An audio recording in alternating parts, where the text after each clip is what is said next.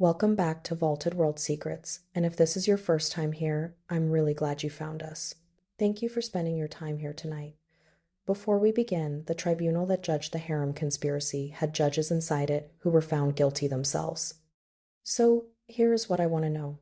Do you think the verdict was real justice, or was the whole trial designed to bury the truth? Drop your answer in the comments. I read every single one. Now let's begin. There is a papyrus that should not exist. It records the names of men who were permitted to die by their own hand, not as an act of mercy, but as a form of judicial sentence. It was produced by a court whose authority to convene may never have been formally established by any surviving charter or royal decree.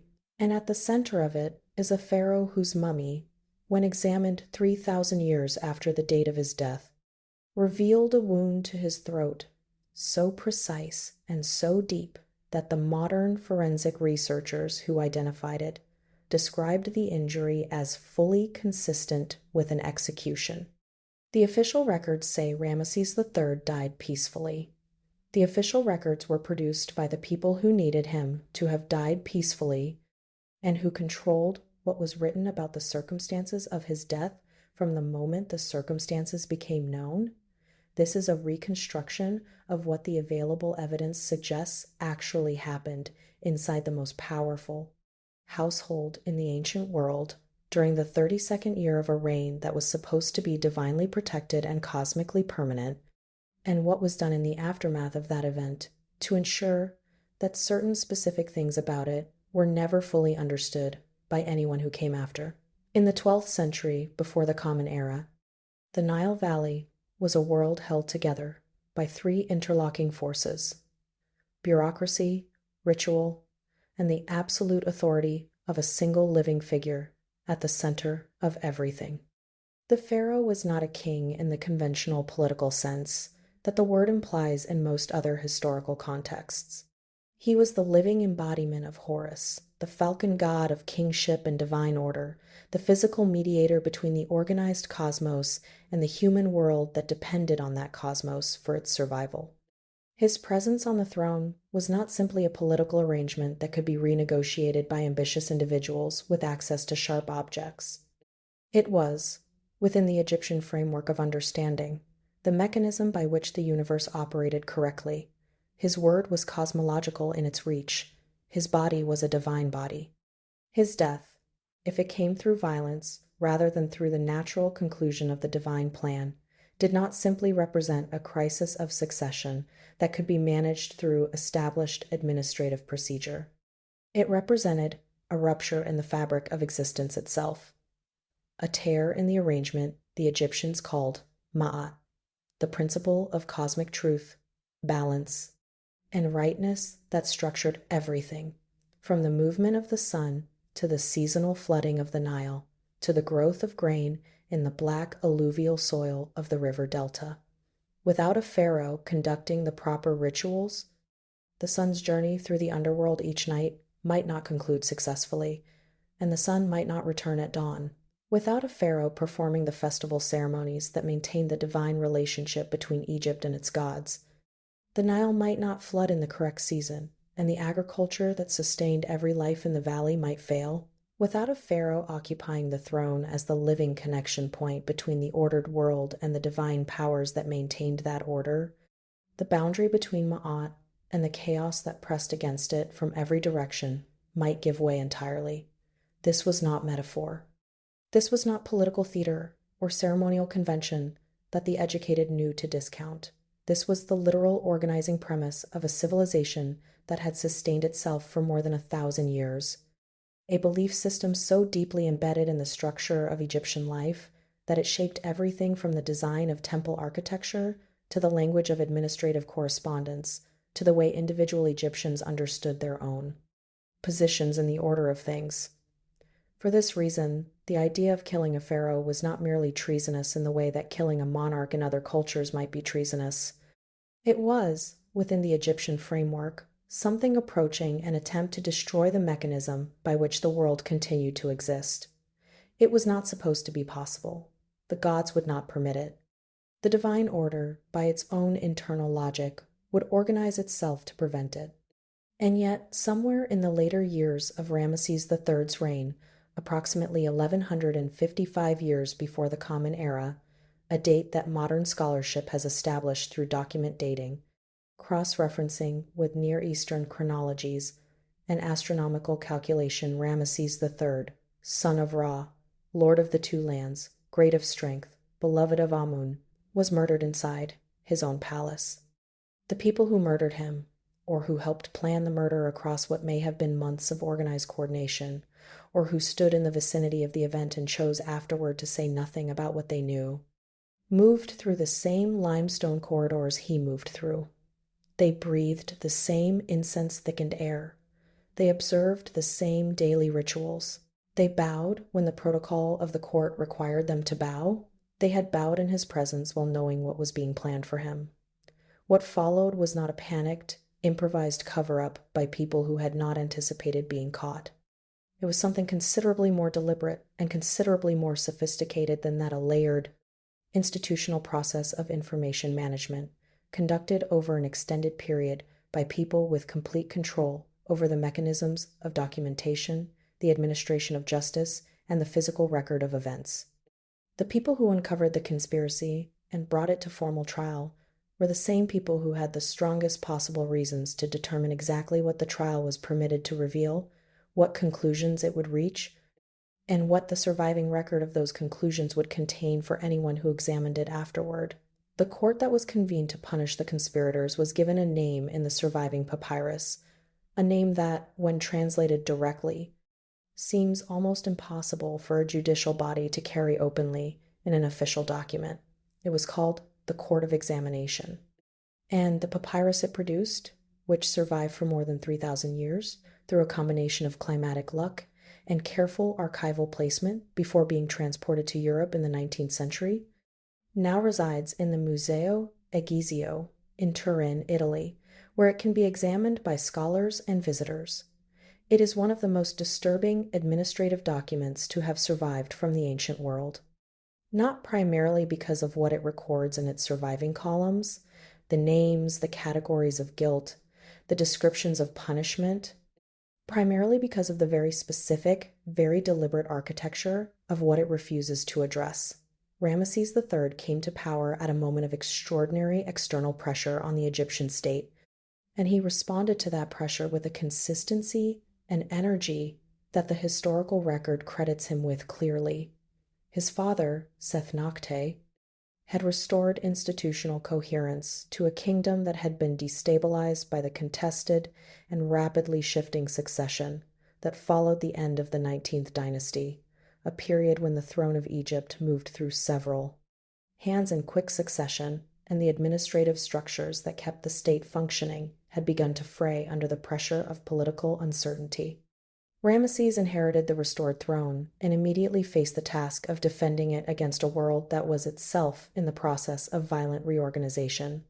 The Sea Peoples, a loose and internally diverse coalition of displaced populations from the Aegean coastlines and the eastern Mediterranean, had been pressing southward into Egyptian territory with a persistence that could only reflect genuine desperation, the movement of people who have run out of options, rather than the lighter mobility of groups seeking opportunistic advantage. They came in numbers sufficient to represent a genuine existential threat to Egyptian territorial integrity in the north, and they came with the families, animals, and possessions of people who are not planning to return to where they started.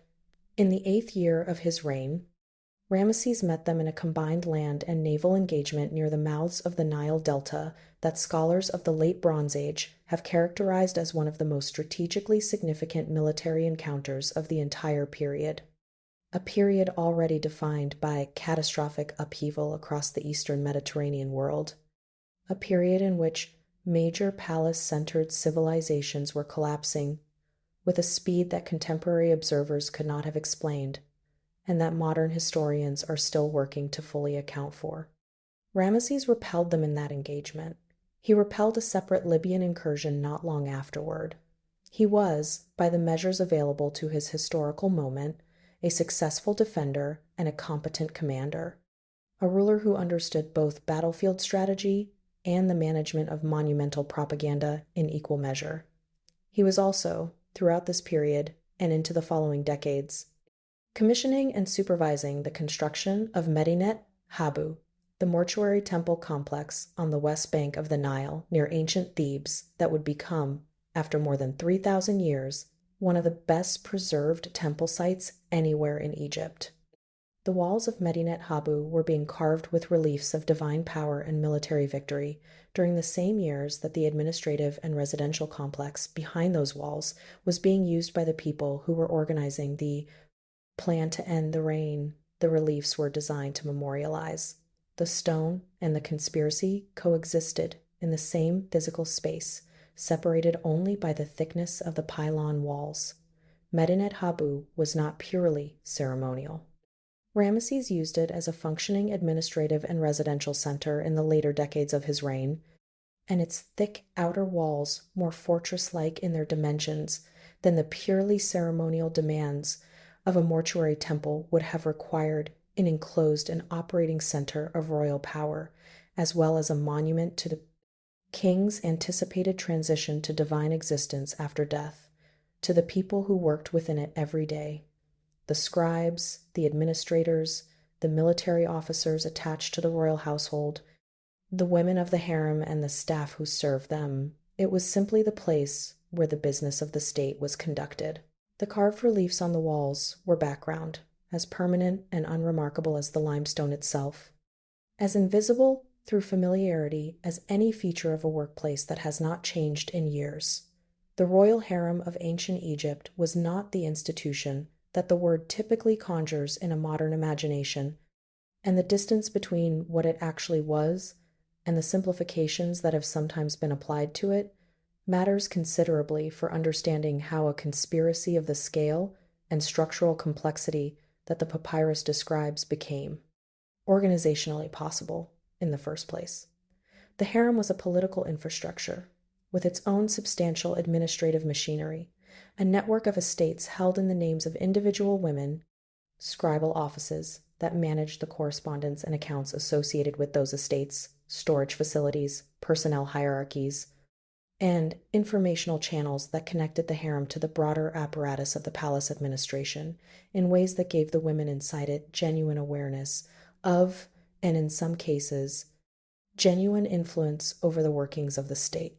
The women of the royal harem held varying ranks within a defined internal hierarchy. They managed property in their own names. They received visitors. They conducted correspondence. They participated in the ceremonial and administrative life of the court in ways that were constrained but not insignificant. Among the most intensely charged of all the concerns that moved through the harem was the question of succession. The women who had produced male children watched the question of which son would inherit the throne with an attention that was completely understandable given what the stakes actually were. The throne of Egypt would pass to one son, and the calculation of which son involved factors that were not entirely fixed or entirely predictable from any given vantage point inside the harem hierarchy.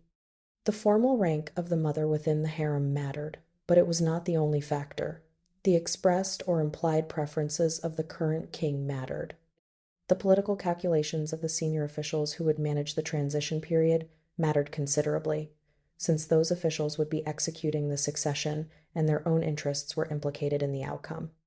And the proximity of the chosen heir's mother to the young king in the months and years immediately following his accession to the throne, her physical and institutional proximity, her ability to shape his understanding of the court and its personnel and his obligations to both could translate, in the practical administrative terms of an Egyptian royal administration, into something very close to actual governing power over the state.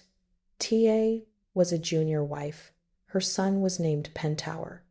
At some point in the later years of a reign that was already more than 3 decades old, she made a calculation about what the trajectory of events was likely to produce if she did nothing, and then she made a different calculation about what it might produce if she did something.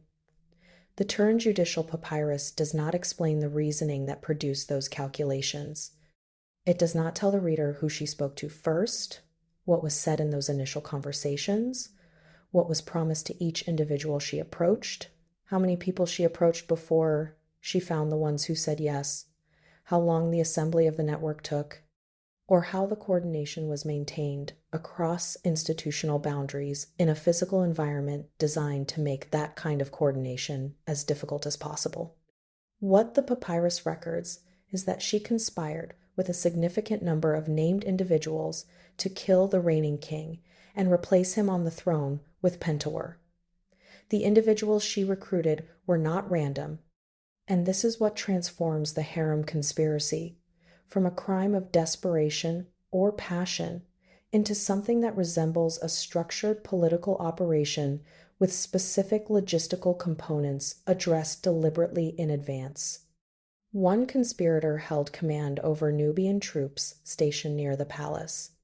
Any attempt to install Pentawer on the throne in the hours and days immediately following the assassination would require the cooperation or neutralization of the armed forces responsible for palace security, and having a military commander already committed to the plan was not incidental support. It was foundational architecture without which the plan could not have proceeded past the moment of the killing itself.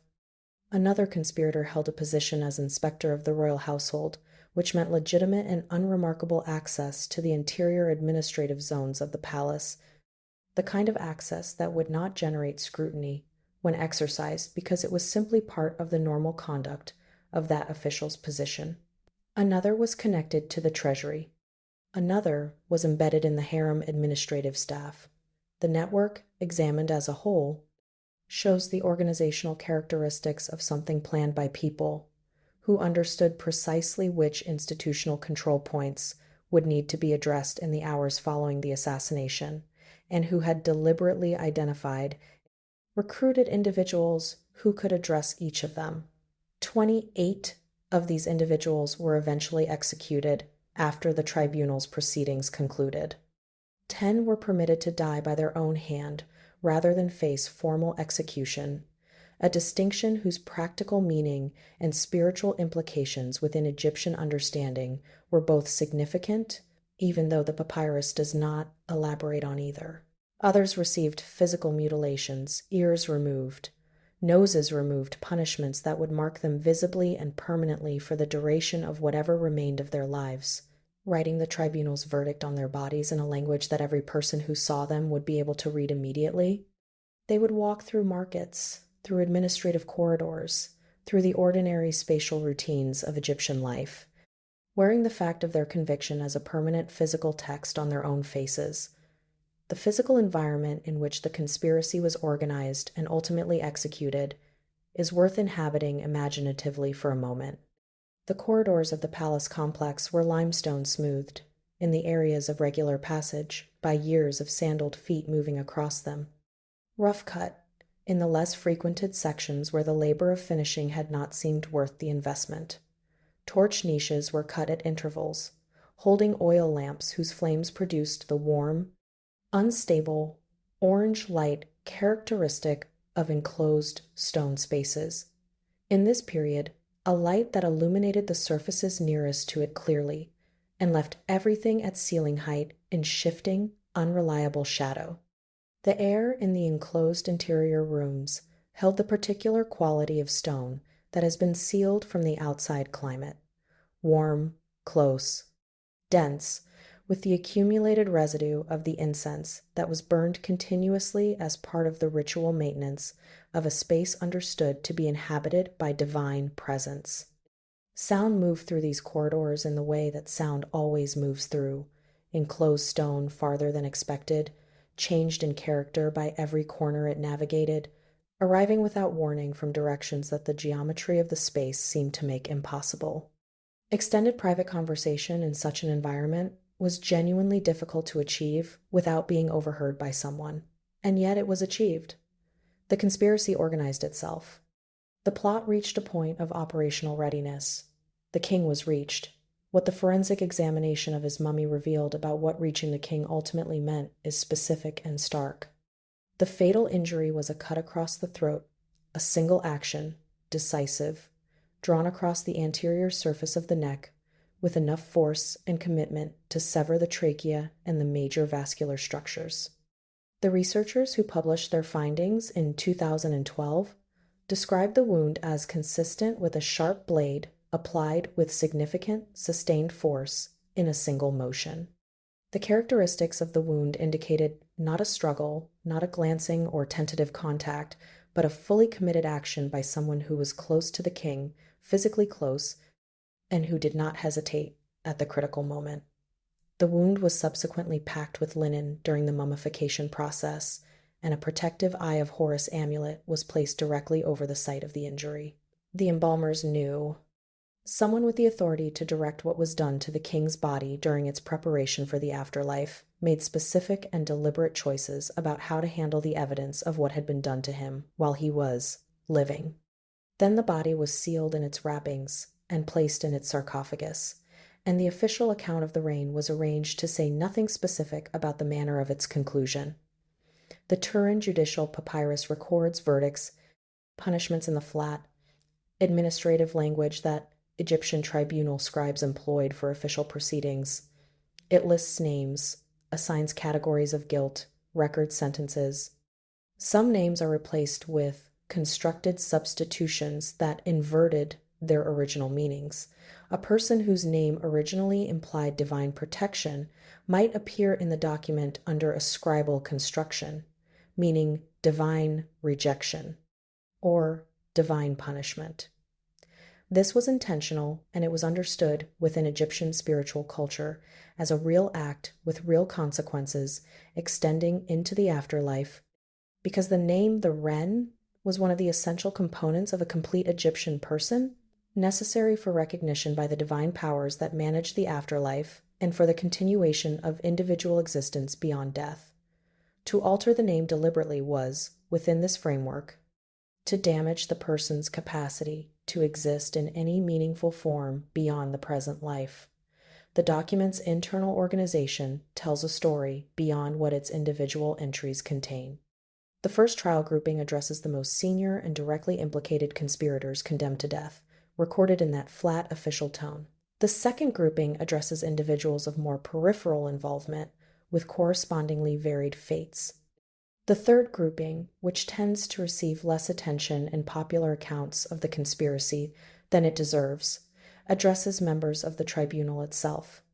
Several of the appointed judges of the Court of Examination appear in the papyrus, not in the roles of judicial officials, but as defendants found guilty of misconduct during the proceedings they were meant to be conducting.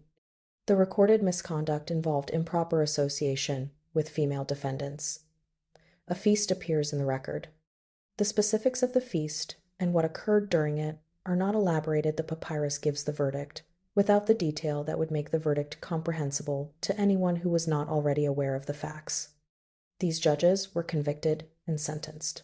The investigative body had, during the course of its own operation, generated new defendants from within its own membership. The tribunal investigating the assassination of the pharaoh had folded inward and begun consuming itself, and this entire sequence, the conspiracy, the first round of convictions, the judicial misconduct, the second round of convictions, was recorded in the same papyrus, in the same administrative voice, as if all of it were simply the normal, orderly output of a functioning system of justice. The inclusion of the judge's misconduct in the final document is itself a choice that deserves scrutiny. The scribes who compiled the papyrus did not have to include it. Its inclusion functions, within the document's overall logic, as a preemptive answer to the question of whether the tribunal's proceedings were reliable, a question that the misconduct itself would otherwise have left entirely open.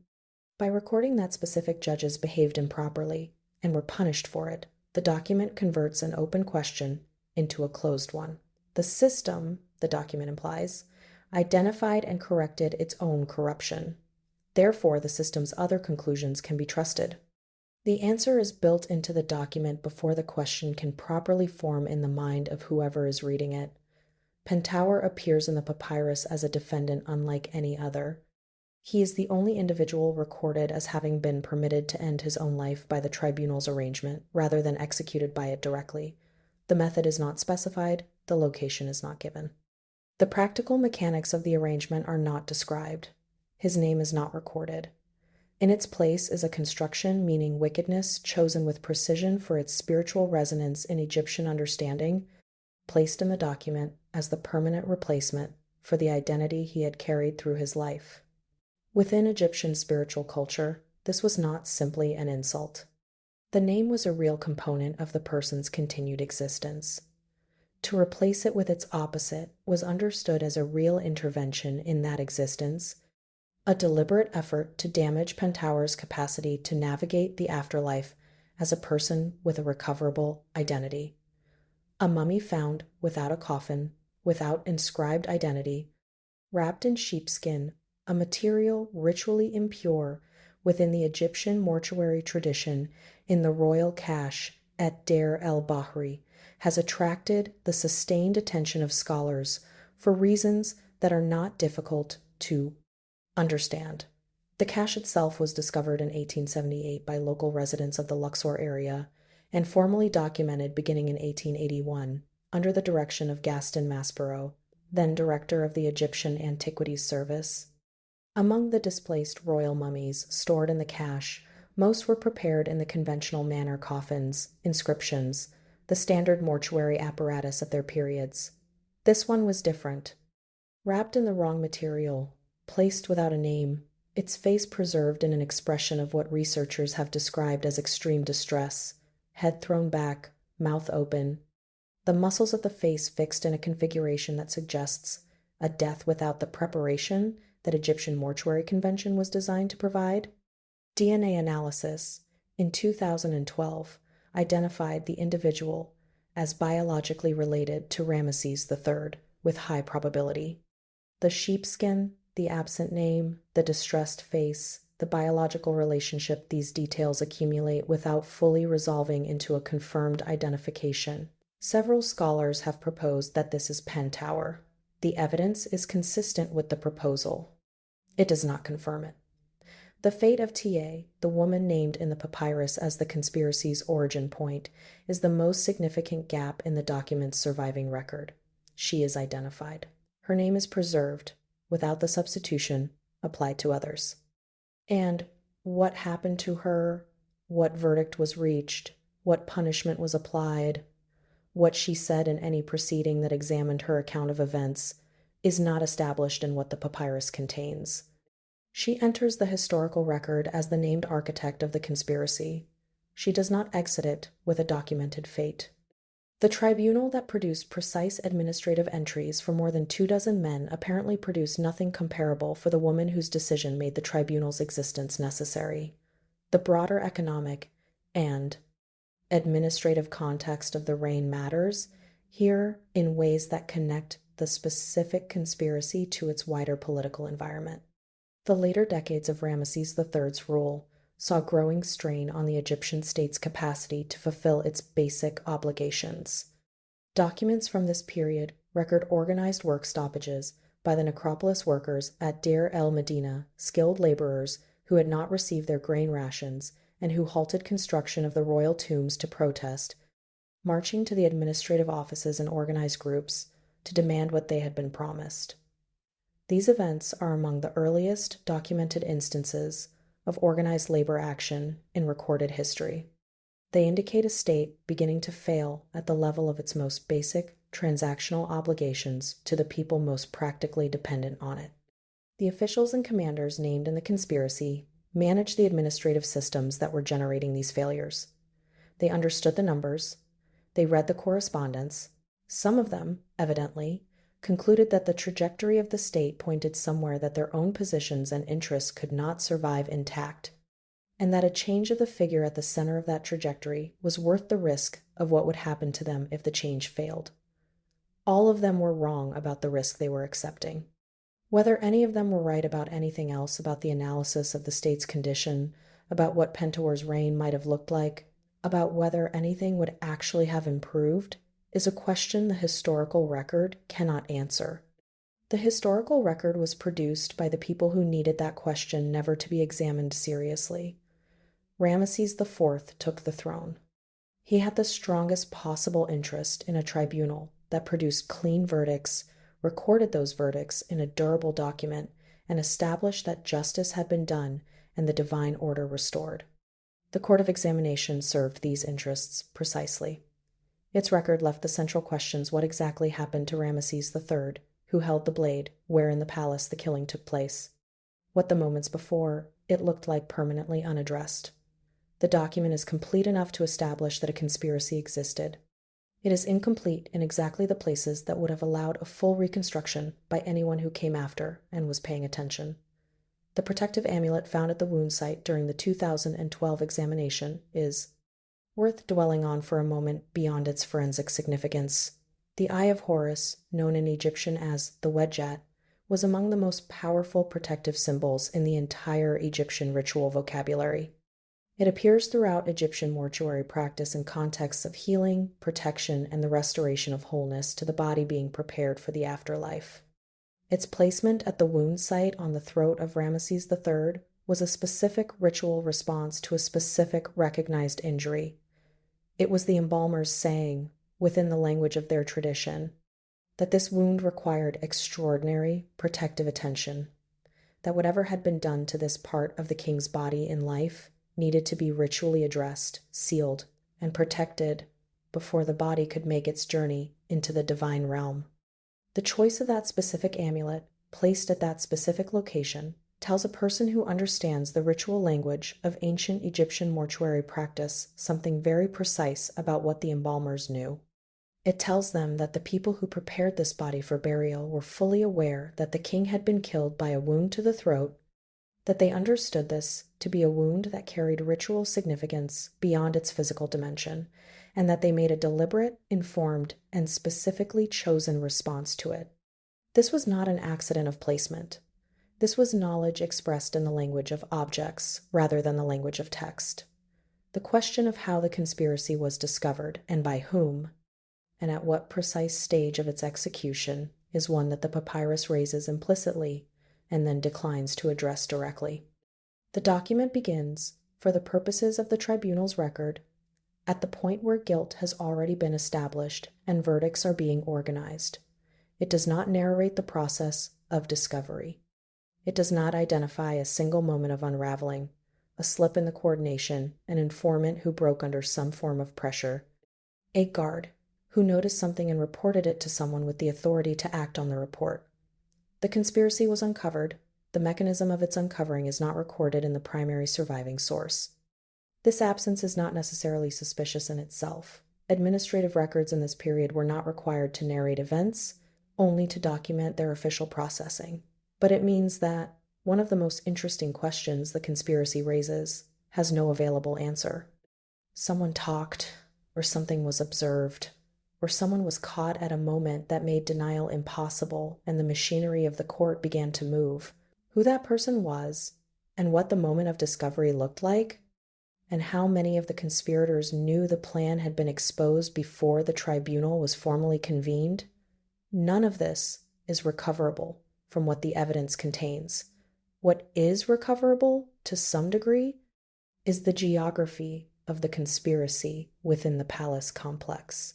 The harem quarters, the administrative offices, the residential sections, the spaces where guards were stationed, and the spaces where guards were not. All of these would have defined the movement of the conspirators as they organized and ultimately executed the plan. An ancient Egyptian palace complex was not a single building in the way that word might imply to a modern reader. It was a collection of structures within an enclosed perimeter, some rooms accessible only through others, some corridors leading to dead ends, some doorways positioned so that movement through them was observable from multiple angles. The people who lived and worked within these structures knew their geography with the intimacy that comes from years of daily navigation. They knew which corridors echoed and which absorbed sound. They knew which guard positions were occupied at which hours of the day and night, and which tended to drift during the long watches.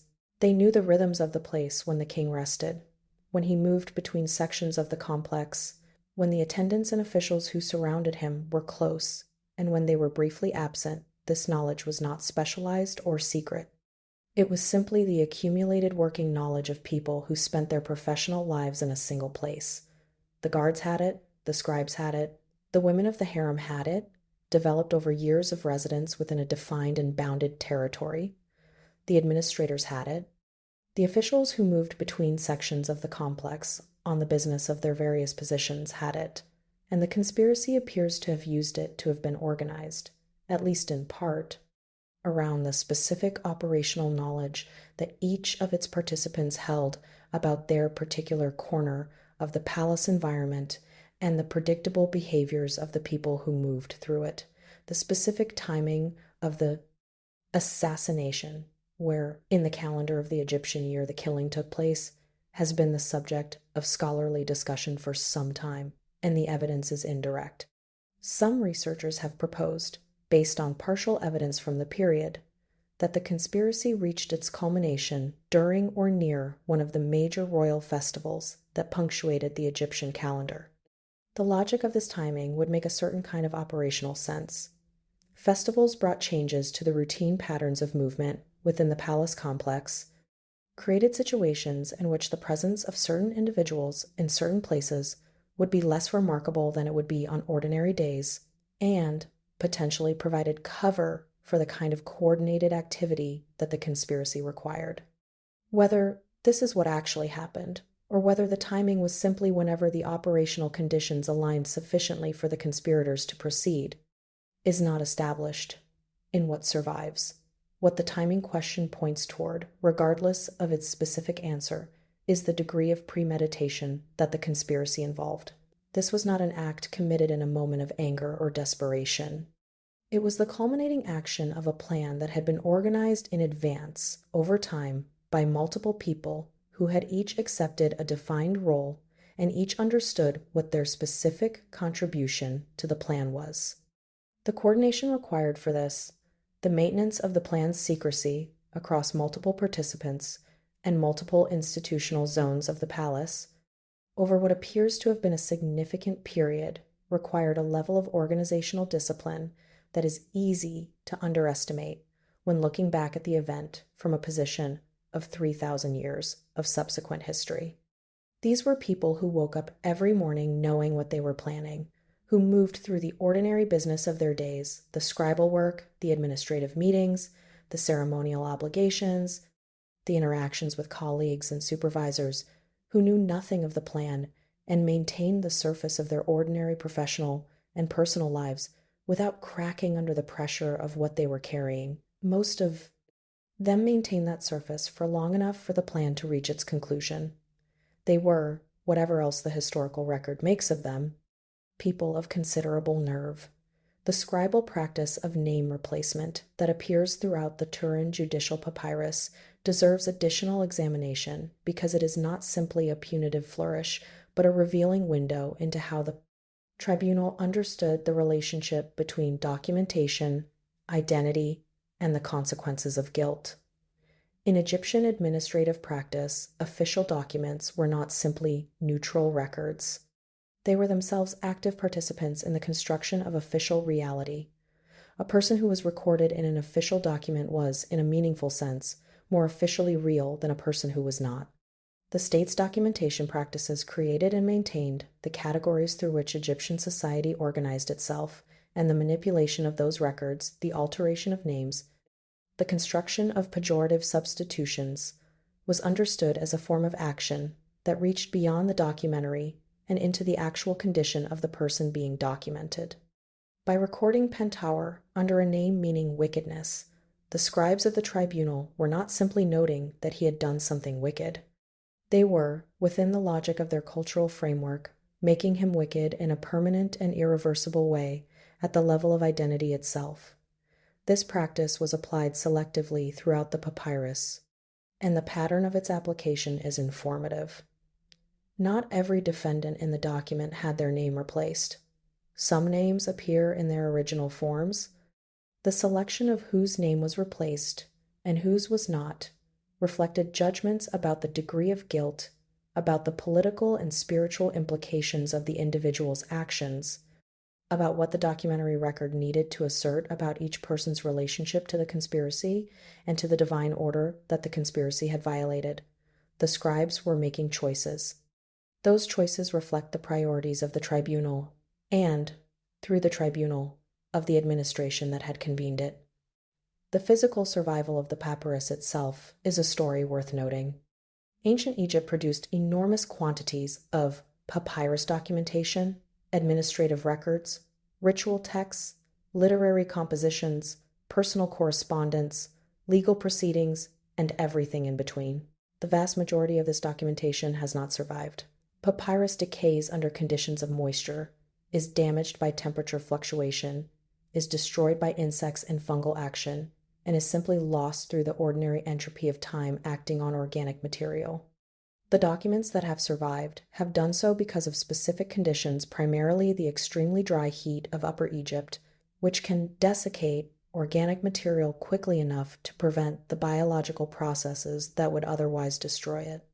The Turin judicial papyrus survived because it was stored, for most of its 3,000-year existence, in an environment dry enough and stable enough to prevent its destruction, and because no human agency chose to destroy it deliberately during any of the political transitions and upheavals that Egypt experienced over the following millennia, it was found in the 19th century as part of the movement of Egyptian antiquities into European collections that characterize that period, brought to Turin and deposited in the museum that now holds it. It was studied by European Egyptologists beginning in the later 19th century, with foundational work on its interpretation conducted by scholars including Adolf Erman, whose work on Egyptian language and administrative texts shaped the field for subsequent generations. The papyrus is not intact. Significant portions of the original document are missing, lost to the same processes that destroyed most ancient Egyptian documentation, simply occurring at a slower rate than they did for the majority of the material. Some of the surviving columns are damaged to the point where individual signs are illegible or their reading is uncertain. The scholarly translations and analyses that have accumulated over the past century and a half reflect the state of the surviving material, authoritative on what can be read, necessarily speculative on what cannot. One of the productive outcomes of the sustained scholarly attention to the papyrus has been a growing recognition that the document's organizational logic is itself meaningful. The way the tribunal chose to group its defendants, the sequence in which their cases appear in the record, the relative detail given to different individuals and categories of guilt, the placement of the section recording the judge's own misconduct, all of these are choices that reflect the intentions and priorities of the people who produced the document. The papyrus is not simply a window onto events.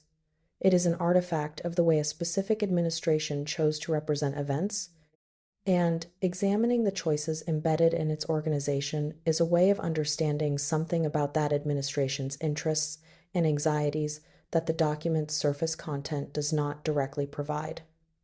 The reign of Ramesses IV, which began in the immediate aftermath of the conspiracy and the tribunal's proceedings, was not a reign of great duration.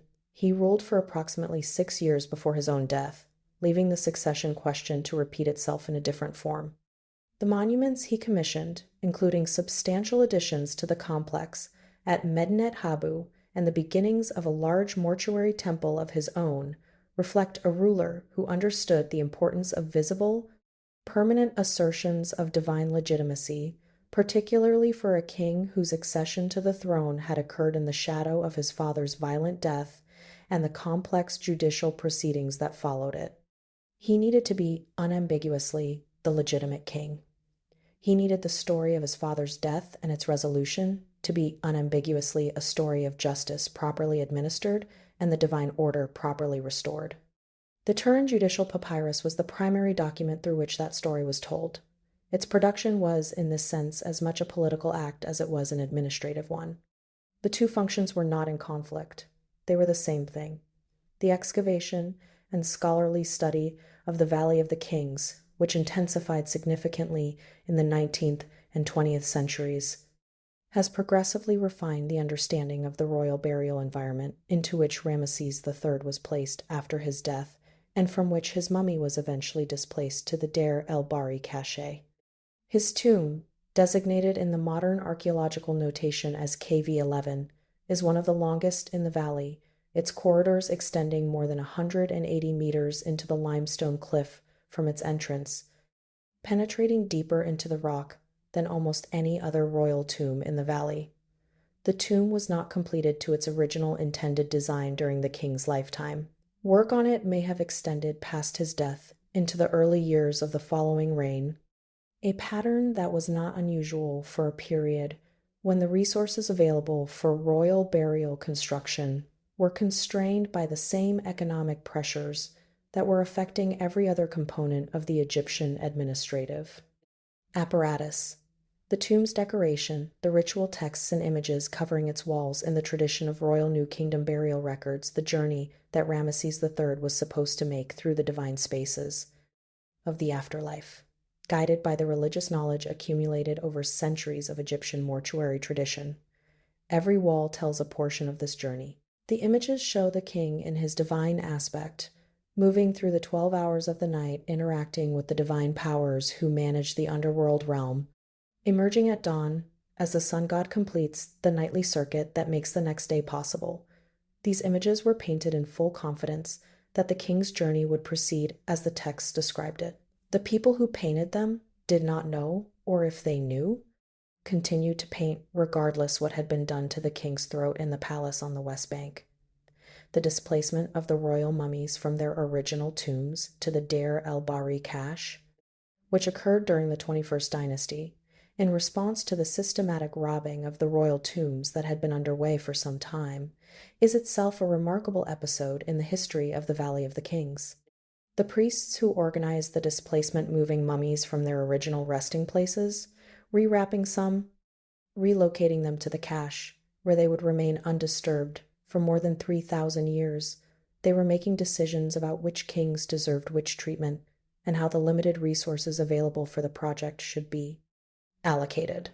The displacement of a mummy without a coffin, wrapped in sheepskin, is conspicuous against this background of careful and pious management of the royal dead. It suggests that whoever was responsible for the placement of the individual, now sometimes called the screaming mummy, understood that this particular body required different treatment that marked its difference from the other royal dead explicitly and permanently, through the material of its wrapping and the absence of the identifying inscriptions that every other displaced mummy received. The question of what the ancient Egyptians who managed the royal cache understood about the identity of the sheepskin-wrapped mummy is one that the evidence cannot definitively answer. They may have known exactly who it was. They may have had access to records, now lost, that identified the body and explained the circumstances of its unusual preparation. They may have understood the sheepskin wrapping as a signal passed forward through time from the people who had originally prepared the body, a signal that communicated in the language of mortuary impurity that this was a person who had been condemned, who had died in disgrace, and whose placement in the cache among the royal dead was itself a form of posthumous punishment rather than an act of pious preservation. Or they may not have known. The records that would have told them may already have been lost or inaccessible by the time the cache was organized. They may have included the body in the cache simply because it was there, because it was associated with the royal burials of the period, because there was no clear protocol for what to do with it, and inclusion seemed safer than exclusion. 3,000 years of silence on the question is not the same as a 3,000-year answer. It is simply 3,000 years during which no document capable of resolving the question happened to survive. What the accumulated evidence of the harem conspiracy, the papyrus, the mummy, the archaeological record of the tomb, and the cache, the forensic findings of the 2012 examination ultimately demonstrates is something about the durability of concealment. When concealment is practiced by people with the institutional resources and administrative sophistication to practice it thoroughly, the conspiracy to kill Ramesses III was hidden. The hiding was imperfect. Nothing human is perfect, and the imperfections have allowed subsequent investigators to reconstruct the general shape of what happened with reasonable confidence. But the specifics, the individual who held the blade, the exact location and moment of the killing, the full content of what Tiye said and what was said to her, the complete record of the tribunal's proceedings, including the portions that were managed or suppressed, the actual fate of every individual implicated these specifics, remain unavailable. They have been unavailable for 3,000 years. The people who managed the concealment understood that records are what posterity works with, and they managed the records accordingly. The mortuary temple at Medinet Habu still stands. Its walls still carry the pharaoh enormous and composed and victorious above the chaos of a world that kept trying to come apart. The carved reliefs still make the argument he commissioned them to make, in the same limestone and the same pigment, to every person who walks through the gate passages in the present day. The stone absorbed the 32nd year. The stone absorbed everything and explained none of it. The papyrus in Turin absorbed it differently. It was produced by people who knew more than they wrote, and who wrote what they wrote with specific intentions about what those who came after would and would not be able to reconstruct. The conspiracy to kill Ramesses III was also, from its first moment of discovery, a conspiracy about information about what would be known and what would not be known and what the surviving record would be shaped to say. The killing and the management of the knowledge of the killing are recorded in the same physical object, bound together so completely that separating them is not possible with the evidence that has survived. What the embalmers knew and packed into linen, what the tribunal knew and did not record, what the papyrus asserts and what it asserts through its silences, what the mummy wrapped in sheepskin, placed without a name in the darkness of the royal cache, carried through 3,000 years of sealed stillness and never said to anyone. The sentence that would complete the account was never written. The people capable of writing it decided not to. They were extraordinarily capable at that specific work. The evidence of how capable they were has been sitting in a museum in northern Italy for more than a century, and in a temperature-controlled room in Cairo for over 100 years before that, and in a limestone cache on the west bank of the Nile for nearly 3,000 years before it was found. It is not going anywhere. The gap inside it is not going anywhere. It has been there for more than 3,000 years, sealed and intact and unreachable, exactly as the people who placed it there intended it to remain. If you find yourself drawn to histories like this, the ones that survive in fragments, that resist resolution, that point towards something the record refuses to confirm, consider subscribing. There are many more that have yet to be fully understood.